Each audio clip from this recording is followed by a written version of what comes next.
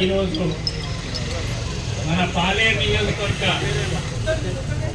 కార్యాలయం నందు మన మంత్రివర్యులైనటువంటి శ్రీ సీరన్న గారికి మరియు మన గిడ్డంగుల సంస్థ చైర్మన్ రాయల్ నాగేశ్వరరావు గారికి, తెలంగాణ జెడ్పీటీసీ అధ్యక్షుల వారు శ్రీనివాసరావు గారికి, మరియు ఈ మండలంలో ఉన్నటువంటి ప్రముఖులు, పుర ప్రముఖులు, నాయకులు, కార్యకర్తలు వాళ్ళందరికీ ఈరోజు ఈ వేదిక నా యొక్క ధన్యవాదాలు తెలుపుతూ మంత్రి గారికి ఒక విన్నపం తీయదలుచుకున్నాం.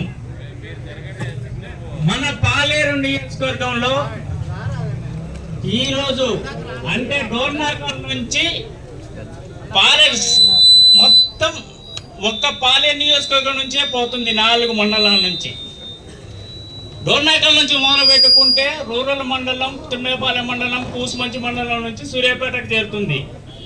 ఈ యొక్క రైల్వే లైన్ అమెండ్మెంట్ను మంత్రి గారు ప్రత్యేక దృష్టి పెట్టుకొని ఈ నియోజకవర్గంలో ఉన్నటువంటి హరిజన, గిరిజన, బడుగు వర్గాల వంటి జనాలకు, ప్రజలకు మరియు ఉన్నత కుటుంబాలు అనేటి వాళ్ళు ఉన్నారు. ఈ నియోజకవర్గంలో ఏ మూలన పోవాలన్నా రోడ్డు సౌకర్యాలు ఉన్నవి. మళ్ళీ దానికి తోడు మండల హెడ్ క్వార్టర్ నుంచి జిల్లా హెడ్ క్వార్టర్ వరకు బైపాస్ రోడ్డు నిర్మాణం జరిగినది. ఈ రైల్వే లైన్ రావటం వల్ల ఈ నియోజకవర్గంలో ప్రజలు చాలా ఇబ్బందులకు గురి అవుతారు.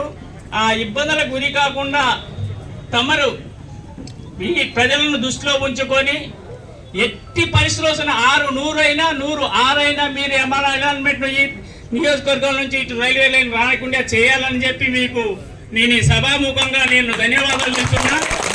దానికి తోడు మంత్రి గారు తలుసుకుంటే ఇది కాని పని కాదు.